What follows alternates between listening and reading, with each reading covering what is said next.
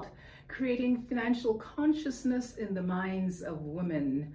We're taking a look at the subject today, well, the topic today, letting go. Stop replaying hurtful situations. And we have on the show today the lovely Anissa Goth. She's a very powerful woman making money. Anissa, welcome to the show. Thank you, Martha. I'm glad to be here. Okay. I just want to jump right into it, okay? Perfect. So we're looking at roadblocks, subconscious roadblocks that sometimes subliminally, prevent us from getting to the abundant financial life that we want as women. And they can come in any way. And one of them that's very common to women is not letting go. Yeah. Replaying hurtful situations. Why is that so? Why do we as women choose to hold on to the past hurts? Is it because it's familiar or is something we recognize? Why do we hold on to things that prevent us from moving forward in the direction that we want to go? Martha, first of all, I think that that's something that is common to all of us. Okay. That we don't move in the direction that we want to move in. Why? You know, I really have observed and seen in people that there are things that they've created and reached for, especially when they're young. You know, I mean, everything goes back to when we're children. We see all the times with our children and we ourselves were stopped from creating and doing the things that we wanted to do. It can be, don't do that, you're going to make a mess. Anything like that. And the more we stop each other, the less we reach. We want to create a future. We want to create beautiful things. We have dreams, we have visions, we have plans when we're children. I was sure I could control the weather and I could fly, and we are taught that we can't do those things. And then we carry that with us. And then we start looking for all the things we can't do instead of all the things we can do. So it starts as a little grain of sand, and then one grain after another. Before we know it, it becomes a dike that prevents that flow. And so each of us can just take a look. How do you undo that? One grain of sand at a time. We can just look at what it is we've got going on and look for all the things we can do. Validate the improvements. Validate the things that we do right. And always know that there is something that we can do about every single situation, no matter what, no matter how dark. And start to operate on the things that we can do and validate that. So these are trained habits. These are patterns of behavior that started from when we were yay high, probably like you're saying, that this is something that we learned from our parents, we were taught, and these things are now ingrained in us as women, and it's hard to change these practices. That's what I'm hearing. Yeah, and especially for women, there's a lot of control and stops. And and I'm going to tell you, Martha, I don't really like to use a lot of jargon. This topic has a lot of catchphrases that we use. And sometimes we don't always actually understand the full meaning of that catchphrase. We can label it. I like to really look at what is it that's happening in real words. And so women, we give us some. Yeah, we face a situation where we carry a lot of responsibility even as we're young. I mean, you think about there's the perception that boys will be boys, right? But you have to protect your daughters. You have to keep them safe. Like the one, and I am also big on addressing elephants in the room. Okay. If a young girl gets pregnant, who is it that cares for the child? Right. So we want to protect our daughters. But what that translates into is these stops. Limits. These limits. Stop. Don't do this, Stop. don't do that, Stop. don't do that. Boxed. Yep. And then we carry that with us. And then we take it to our children. I mean, we have higher expectations of our children than we do of ourselves. Don't spill your milk. But when was the last time I spilt my coffee? This morning. You know? Why did you spill your milk? Well, of course they spilled their milk. I spilled my coffee this morning. And so and I'm all about focusing on what we can do, as I already said. So what do we do about it? We look for the things that we can do right for ourselves and for our children and for our daughters, for our sisters, for our friends. Here's what you're doing right. Here's what you're accomplishing. Here's what you can do. Martha, you're struggling with this. Tell me, what can you do about that? Tell me 3 things. I don't know what I can do. Just come up with 3 crazy, wild ideas. I could fly to the moon. Perfect. Okay, give me another one. I could drive 900 miles an hour. Good. Give me another one. I could call them and let them know that it's bothering me, blah, blah, blah. Perfect. And then we start moving towards what we can do. So that's how we let go?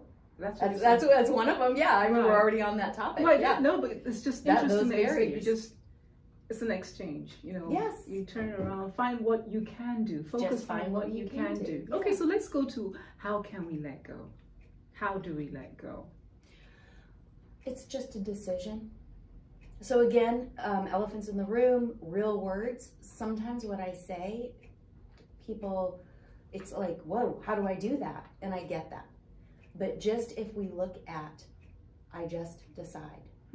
And that may feel impossible. So start looking for little ways that you decide to let go and validate it. It's just a decision. A class I did once, they gave me a pen and they put it in my hands. And they said, hold on to it. Now turn your hand over. How do you let go? You just open your hand. You just open your hand. That's it. And so I was actually having this conversation with my 20-year-old this morning. She was very upset about something and she wanted to clamp down, and I have to be perfect. I have to be a good girl. She's 20 years old. And I said, actually, that's the intuition. That's the, that's what we think we should do, is clamp down and be perfect and do what's right. The program. And I said, honey, no. You do the opposite. It's always the opposite of what your inclination is that's the right thing. I said, when this has occurred, you want to open up more. Wow. Open up more. Because clamping down is never the right action. So we get hurt, we want to go away. Men are bad, we want to go away. No, it's the opposite. Now that doesn't mean that you open yourself up to be hurt. You know what? Don't get into bad relationships. Like, let's make better choices. Okay, yesterday you were in a bad relationship. Great. Now how do you make a choice to be in a better relationship? Validate that improvement. Well, it wasn't the relationship I want, so all men are bad. No, it's an improvement. This relationship was slightly better in this, and this way. Good. That's wonderful. Okay, how do you improve a little more? What do you want in your next relationship? Those incremental improvements, and validate them. So it's that initial decision, like you said, make that decision that this is, I want to let go. I think that's very powerful. 100%. That's yes. where it starts. Yes, and you nailed it, because that is the first decision, is that you want to let go. That's the first decision. There are people that want to hold on. They want to hold on. And you know what? You and I have the right to live a miserable life if we want. That's okay. There's nothing wrong or bad about that. If you want to be in that, it's a choice. It's okay. Exactly. It's all a choice. To hold on is a choice, to let go is a choice. So the first thing you need to do is say, what do I want? And am I willing to make the decisions required? Again, we all want to be a millionaire, right? We're here talking about money. If you walk the streets, the majority, I've actually talked to people who said that they didn't want to be a millionaire, and that's okay too, but the majority want to be a millionaire. But are you willing to start making the decisions and validating the improvements that will get you there? Are you willing to make the decisions and validate the improvements that are going to get you to a better relationship? Are you willing to make the decisions and make the improvements that are going to get you to a point where you can let go? And letting go is a bit by bit. It's like the dike, grain of sand at a time. Validate the improvements. Take one grain of sand away at a time. What about sometimes I realize that somebody can be so comfortable in a behavior and they feel like this is who I am. I'm just giving an example. Maybe it could be like being perfect, like your daughter, or someone who's just used to being controlled. This is who I am. Could you address the situation, or, like you said, talking about elephants in the room, situation where someone feels that this is who I am, and because of that, I'm so familiar with this pattern, this is me. Does that really mean because you are familiar with this behavior, this is who you are? Is it serving you? I mean, how do you move forward from that? I'm just saying, because people get comfortable. Absolutely. So in a situation like that, an individual who wants to improve, that's the first key. Do they want to improve? If they want to improve, then they need to look at the fact that they are comfortable in that situation. And then start making decisions on what it is that they want to have. So there's two aspects. When you're moving from one place to another, like I was driving over here, and at first I was going to one destination, but then we decided it would make more sense for me to come straight here to the studio. Right. But I had to know where I was going before I could navigate to that. Right, the end result. The end result. Otherwise, I'm just going to be stuck at my house comfortable. Does that make sense? Oh, it does. Oh, that does. And when you decide you're going somewhere, if you're like, oh, I want to go over here, but no, I want to go over here, but you know what, maybe I want to go over there, you're not going to go anywhere. And that's where we are comfortable. And it's not necessarily, first of all, if someone says, I really am happy being miserable, good, then let them. Now, you can still help that person, but you have to understand that this is going to be a long process. Right. So that's number one. Number two, if the person says, I see myself coming back to this because it's what I'm used to, it's what I'm comfortable with, but I really want something else, then you have to help them really focus on what it is that they want and where it is they're going. And also look at where they are. Where are you? So I am in this type of a relationship. I'm in this type of a financial situation. Here's my current finances, Martha. This is what they look like right now. And it's not what I want, but it's what I'm comfortable with. Okay, good. Now where are you going? Okay, here's what I want. Here's where I'm going. And another thing that is really important is where you're going can change minute to minute. It's not in concrete. That was actually a very pivotal realization for me. I thought that once I decided where I was going, that's in concrete, and I have to pursue that for the rest of my life until I die. Right. And then once I realized I can change my mind every single day, was very free. I actually was kind of a little unstable for a little while because I was like, I can change my mind? Like what? It's a new belief. Exactly. But the important thing is to be moving.